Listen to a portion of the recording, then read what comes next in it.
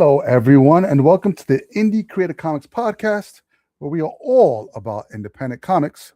I'm one of your hosts, Angel, with John Pepe. Oh, no, there's no John today. All right, sorry, guys. I don't know if you know, but here on the East Coast, I've got a blizzard going on, and John lost power this morning, so he has zero power right now. So he's kind of bummed that he can't be with us today. But you know what? You got me. It's probably going to be a shorter episode because I don't like talking to myself. But if you are coming online and I see some comments, maybe I'll pop them in there and stuff like that. So yeah, feel free to ask questions today. I may answer them. So I'll leave the comments window open just because it is myself today. But we do have a couple of books this week that we actually got to see, or actually that I pulled off the shelf, which were pretty cool. If you are brand new to the podcast, this podcast is all about independent comics, small press, anything from like Image, which is creator-owned stuff, to the small press stuff that's out there. We just take the books off the shelf each week and give our 2 cents on them as well. So we do have a couple of books this week. This is episode 179 of the Indie Comic Review. Just a couple of quick announcements. Really excited. All of March is pretty much booked for our Indie Creative Spotlight. We love doing the Indie Creative Spotlight because it takes indie creators and we just bring them up and, you know, they talk about their process, what they've got going on, their projects that they got coming up, and we just love to support as much as we can that indie market. A lot of these guys are, you know, self-funding or crowdfunding through Kickstarter or other places like Indiegogo. And we just like to give them a platform to be able to talk about their projects and hopefully send some people their way. There's a lot out there that we just want to be able to get everybody.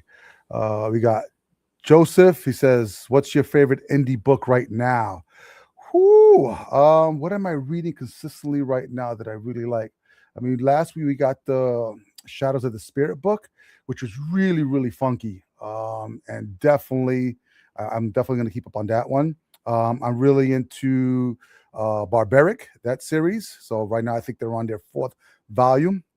Vault tends to do a 4 to 5 issue mini on each one of them, progressing the story. So that's a really cool one. The other one that I also really like, I believe it's from, it's not Mad Cave, I think it's Massive. It's Kill All Immortals, the 2nd volume of that, which is pretty cool. So there's a bunch of stuff that we're reading each week. It's pretty cool. If you guys have your favorite indie books that you're reading right now and want to pop them into the comments, I'll shout them out so that people have an idea what's going on. Like I said, I'm solo today, so if there's questions that pop up on the feed, I'll be more than happy to answer them as I'm going through. It'll be a little bit shorter today because I have about 3 books that I took a look at in regards to what we popped out for the shelf. We do have some more announcements, and I had some kind of news that I wanted to talk back and forth with John about, so I think we're going to keep that for next week. Because Comics Pro wrapped up this past week, and there's some really cool stuff that came out of that. If you don't know what Comics Pro is, pretty much for retailers to meet with like publishers and distributors, and they kind of talk about what's going to happen for the rest of the year. It usually happens within the first quarter of the year, and they sit down and they show the publishers, the distributors show the retailers what's coming out pretty much for the rest of the year, if there's anything new. And there's some pretty cool stuff that came out of it.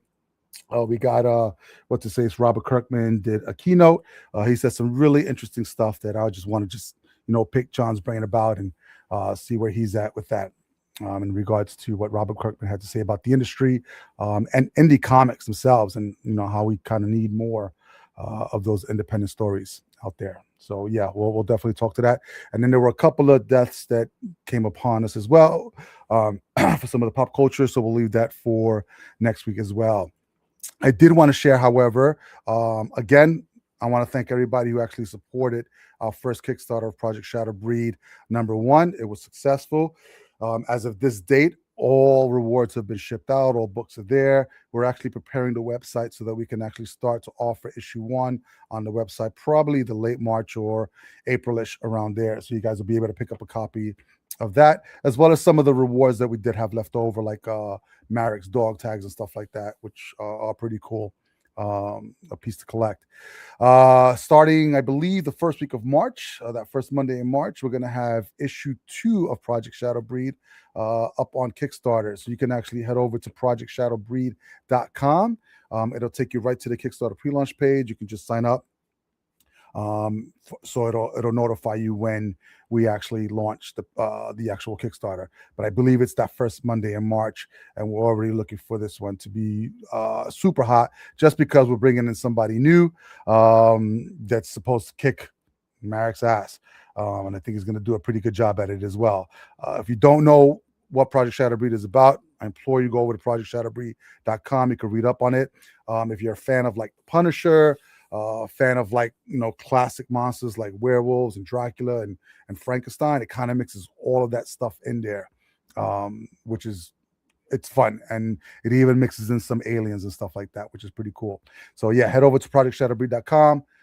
Just sign up for the pre-launch page. It'll let you know when we launch issue 2. If you didn't get issue 1, there's an opportunity to get issue 1 as well. I believe both covers will be available, and I believe there's 2 covers that we have for issue 2 as well. All right, so that's all that we have for now. So like I said, I'm solo this week. I apologize. There's not going to be any back and forth banter with John and I. So I'm going to dive right into the reviews that we have for this week. I had 3 books. While I'm doing this, I'm going to be looking at the comments. So if you are on YouTube, want to shoot out a question or a comment or something like that, I'll take a minute to either answer or review that. All right, so we're going to start with the first book, and the first book is called White Sky, and this is from Image Comics. The writer, William Harms. It's drawn by J.P. Mavinga, colored by Lee Luridge, and letters by Ed Dukeshire. All right, first off, creative team, spot on. The writing in this book, to the art in this book, to the coloring in this book, even the lettering, just really solid, well put together team. So kudos to the team to put this book together. If you're a fan of The Last of Us, that video game series and or the HBO series, this is probably going to be right up your alley. It kind of reads sort of like that. You're following this father and daughter in this dystopian world. We're going to be in the San Francisco Bay Area. An event has already happened. We don't know what's happened, so we don't know what's happened before. So you're kind of jumping right into where they are now, which is pretty much a hot mess everywhere. The entire area that we're looking at has been decimated, and you have a father-daughter that are sort of walking through this area, just getting to a location. Not sure where they're headed, but you pretty much just have these ghosts that come out from nowhere. You have to be quiet, and they just come out and they decimate whoever they touch. They have like this fire that's attached to them. I think there's different type of ghosts that do different things. I wasn't 100% clear on it, but you get to see some of them towards the end. The one thing that I found about this book that I often question, I guess, the human race on, is when it comes down to it, if we have, a huge event that really decimates. So if we look at COVID, would probably be the closest thing that we've had where everybody was just locked down, just put into their own homes, but not yet sort of like that on the edge of the end of the world kind of thing. And I think if we had an event like that where we did have a zombie apocalypse or nuclear war, probably be more realistic in that sense, and we were dwindling on resources, what would the human species do? Would we help each other and try to get along and, try to save whoever was left over? Or would it really be like a lot of the stuff that we've seen from, like, The Walking Dead to even The Last of Us, where, you have these bands of people that are just going to just rob people of all their resources and then just keep moving around like nomads doing that. And this book has that element as well in there. So you had these people who actually end up kidnapping the dad, with the daughter being left behind. But it just left me pondering in regards to, if something happened in real life, I'd like to think, and this is probably me being naive in this respect, that humans would help each other because we've already been decimated. But I think when it comes down to the resource aspect of it, if there aren't enough resources to go around, what happens then. And I think that really pushes it. So we're in this place, San Francisco Bay Area. Everything's been decimated, and yeah, like I said, you're following father and daughter. They're going somewhere. We don't know where as of yet. But then we come upon them being robbed, I guess. So we have somebody just come out of the woodworks. They end up kidnapping the dad, and with all the noise that's being made, then you have the attraction of these ghosts coming, and the daughter's left behind. And as she's yelling, you see the ghost coming, and the guys that have kidnapped the father have taken him away, and the ghosts are coming towards the girl. The girl hears somebody talking to her. She doesn't know who it is or where it's coming from, and she's just told to put a salt ring around herself and just stay still. So as the elementals come in, they can't pass the salt. She has a big AR rifle. She's scared out of her mind, rightfully so. And then all you do is just kind of see her put the muzzle to her mouth, and then her eyes at the very end just saying, "Please leave me alone." Really disturbing imagery towards the end. I don't know if you can see it because it's going to be super small, but yeah, I mean, solid. For a first issue, there was a really good balance, especially in the very beginning, where there was almost no speech bubbles at all. There were no speech bubbles on certain pages, and you can kind of see the shift from panel to panel of really solid storytelling where you didn't need the speech bubbles. And I think the mood being set by the tone of the colors just let you know how you should feel and what this world actually feels like. Wouldn't want to be there. And then the facial expressions from the artist, and sort of like the dynamic poses, just giving really good solid movement through the pages and stuff like that. So yeah, White Sky from Image Comics, really good. Like I said, if you're a fan of the Last of Us kind of series and stuff like that, this would be right up your alley. Definitely going to keep with it. I'm pretty sure it's a mini, but solid team on this book. So check them out. All right, cool. Next one, we're moving on. So this one is called Death Fight Forever. Whew. Okay, so I'm going to read the creative team first and then talk to this book a little bit because it was just, yeah, my mind was blown. All right, so it's written and created by Andrew McLean. The artist is Alexis Zert. This is, and the chapters 1 and 2. Chapter 3, Al Gofa is the artist. Sam McKenzie for chapter 4. Erwin Papa is going to be the artist for chapter 5. Letters by Lyndon Ratchekna, and then edited by Aaron McLean. So I believe this is, one of 5 issues. So we've got the first issue in hand and then the artist for the other issues there. This is for any fan of like 90s arcade video games, because that's what it read like and that's what it felt like in that respects. And then reading the letter column at the end, it reinforced that, because when I was reading it, I felt like I was reading either like a Contra or Double Dragon series. In that respects. So there's not a lot of meat in here. So it's pretty much just action based. And you pretty much just have a bad guy, a good guy, and they're just going at it. But it kind of took me back, especially if you were an arcade kid, what it would probably be to be in one of the arcades, as you're trying to get into different levels of that arcade game. And then trying to get to the boss level and see what happens from there. And it's always cool because it was always one of these things where you got to the end of a level, you thought you had the boss, but something would happen and the boss would escape away, and then you'd have to go into the next level. So the book read that way. It read like a video game where you were going through like a side scroller, and then get towards the end, you have like the boss before the boss. You beat that boss, then get to the boss, and then the boss kind of escapes out of there. So this is how it read. But you're following sort of like this tiger dude that's called Thunderfang. Awesome name, by the fucking way, for a character. And they're trying to invade this Yucatan Peninsula, I guess a pyramid in the Yucatan Peninsula, and they can't get past the door lock. So they end up calling on these 2 brothers called what the hell is it? Crash and Bash, dude. They reminded me of Contra dudes, but or like the brothers from Double Dragons.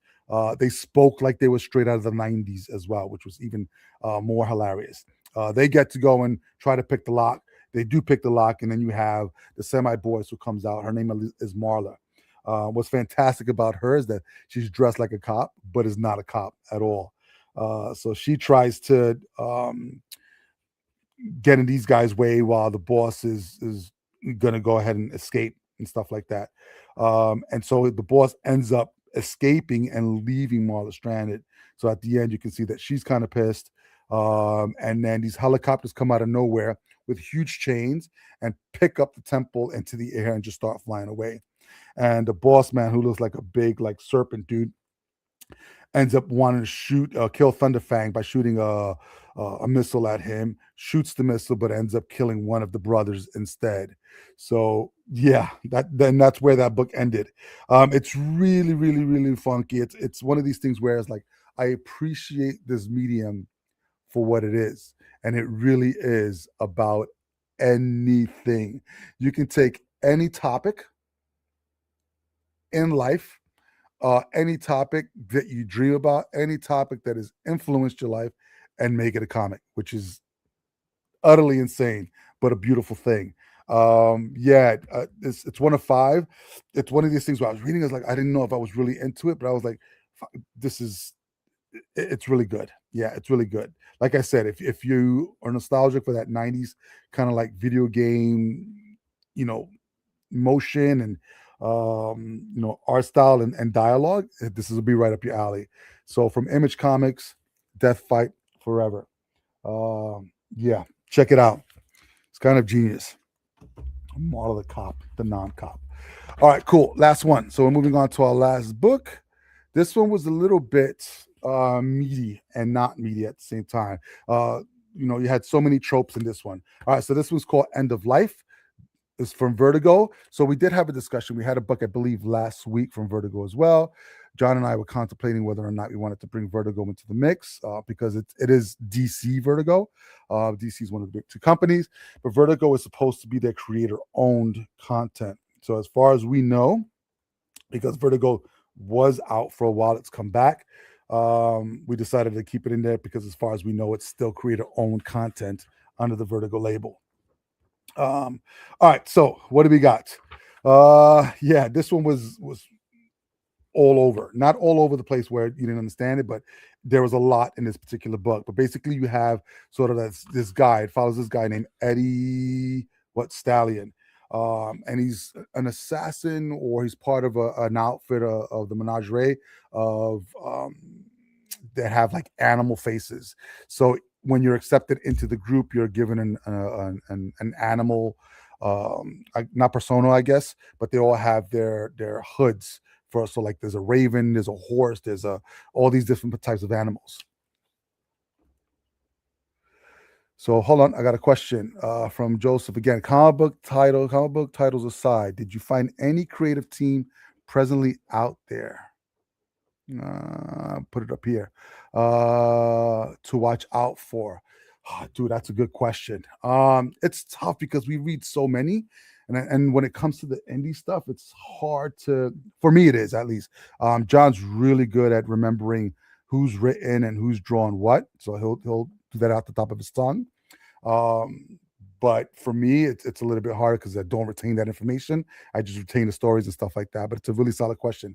Joseph, if you're here next week, I implore you, when John's back on, ask that question because I'm pretty sure he'll knock it out of the park in that respects. But for the most part, the books that we've read, and like I said, this podcast is really, we'll never shit on anything because we understand that how difficult it is to get the content out there, even get the teams together. There's going to be stuff that we don't gravitate towards, certain types of genres, or there's just some misses for us when it comes to the storytelling that we didn't pick up. But we'll never say that it's a dud, because what I'm missing from that particular piece, someone else could appreciate it for a different reason.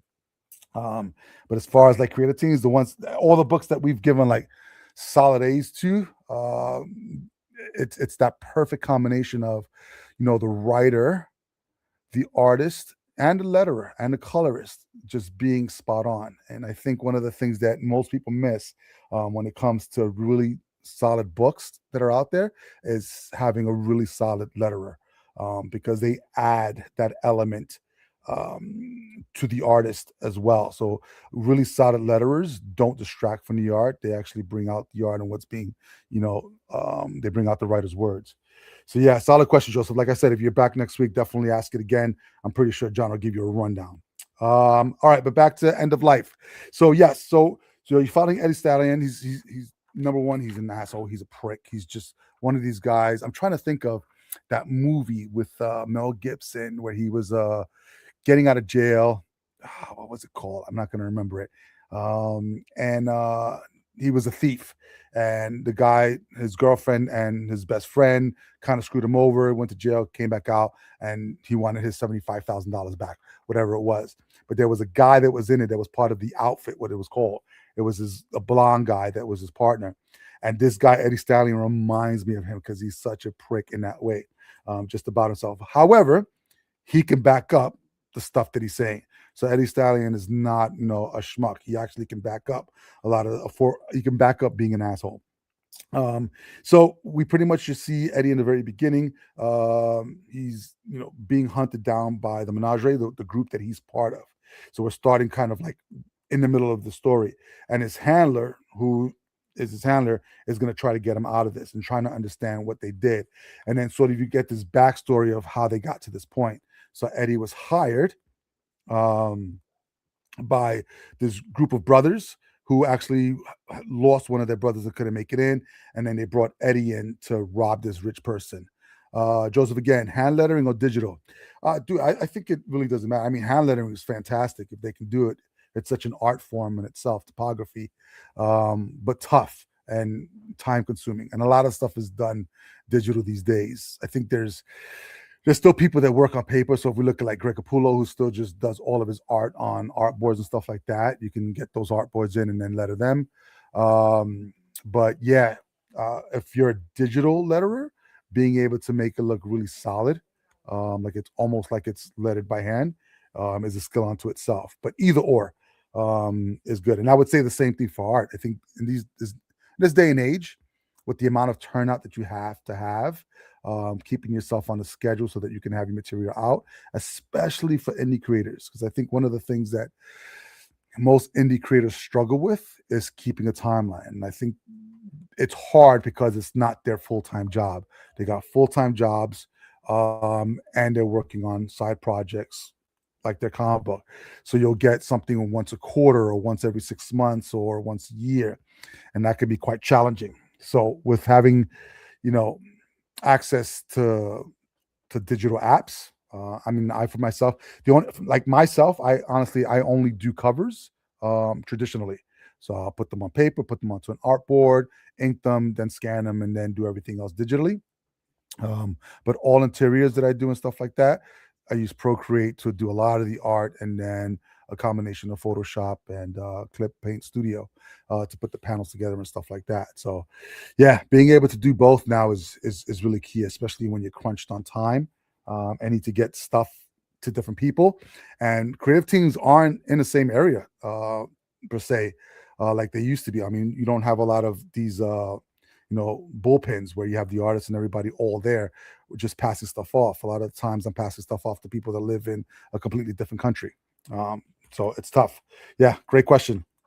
Okay, so we got Eddie Stallion has been hired by these brothers to rob this place, rich guy, whatever it is. They come to the safe, they open up the safe, and then what they realize is that what they're robbing is one of the Menagerie guys, one of the top guys as well.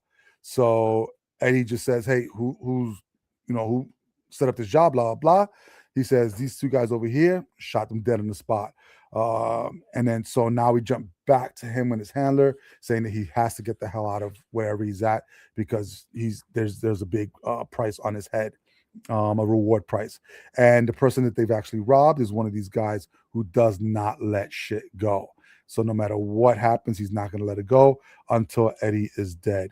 So Eddie ends up going to this place called Pluto. Where is Pluto at? It's a small, welcome to Pluto. It just says established in 1814. It's a small town, and there's an amusement park called Wrong Dog Park. So it's all based around this one character, and it's closed down. It's condemned. We got to find out why it was condemned, because the guy that actually owned the place was sort of like this. He was a neo-Nazi, a gun slash drug runner. So they ended up shutting the whole thing down because the town is so small. It relied on the income from that park that a lot of the businesses just picked up and just left. So you have Eddie coming into town. He gets into the gas station, talking to the gas station attendant, and that's what we find out from that. Get these two guys that come in. They try to rob the place. Eddie does his thing, knocks the crap out of them. And then he just asks the lady for directions for this particular place. We find out he comes back here because his father was here. Him and his father were estranged. Last time his father spoke to him, he said he kicked him out of the house, told him if he ever sees him, he'll shoot him on the spot. So, yeah, they have sort of like this love-hate relationship where they just constantly just at each other's throat. But the father will still do whatever he needs to do to get, do right by his son. We get towards the end of him being with his father. And so he goes into his room. He sees some of his childhood stuff. There's a picture of a girl that he grew up with, that she was his best friend. She was his only friend pretty much. And then he comes back downstairs. His father's coughing. His father's actually dying from cancer. And so one of the last things that we see is pretty much someone knocking at the door. Father goes, "Oh shit, is it Wednesday?" Door opens and it's his childhood friend, Sophie, that opens up the door and stuff like that. And then we cut away, and then we see the two guys that were robbing the place that got beat up by Eddie, back at their hideout. And then the guy screaming at the top of his lung, the guy who's the head leader, "Nobody fucks with us. We're going to find him. We're going to kill his family, blah, blah, blah." It ends up being the head of the wrong dog park, that same one and only neo-Nazi guy. There was a lot in this particular book to follow along. It reminded me of that book. What was it called? Was it called Scumbag? I think it was called Scumbag, where it was that space dude writer just running around and just a super prick the entire time, but doing right in the end by everyone, by the little kid I think that he was carrying around.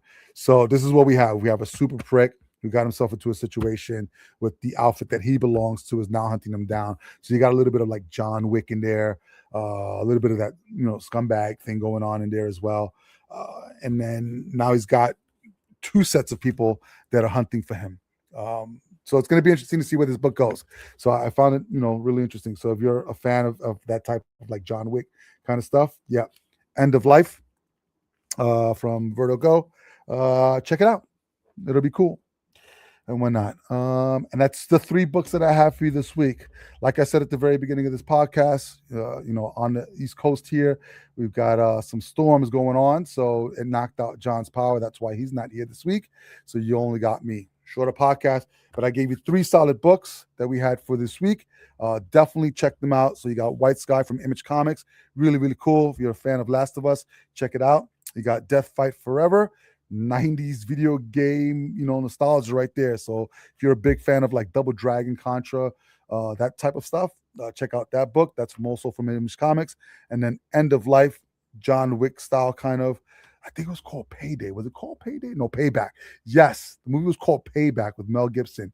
It reminded me a little bit about that, just the way the guy was in that particular book. So think Payback, the movie with Mel Gibson, a little bit of John Wick in there, and you got End of Life from Vertigo.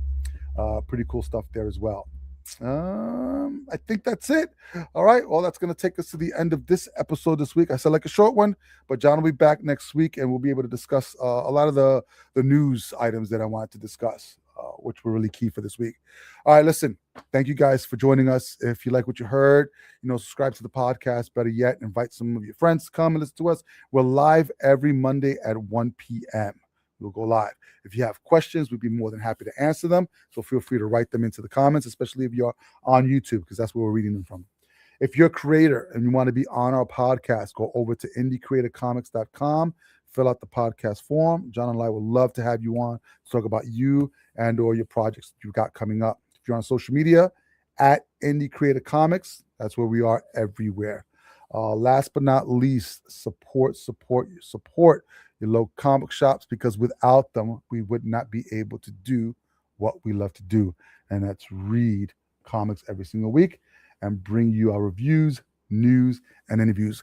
Look out for the month of March. Like I said before, we have pretty much every week lined up with a new creator.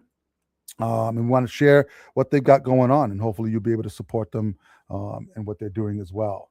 So until next time, we want to thank you for joining us on the Indie Creative Comics Podcast, where we are all about independent comics.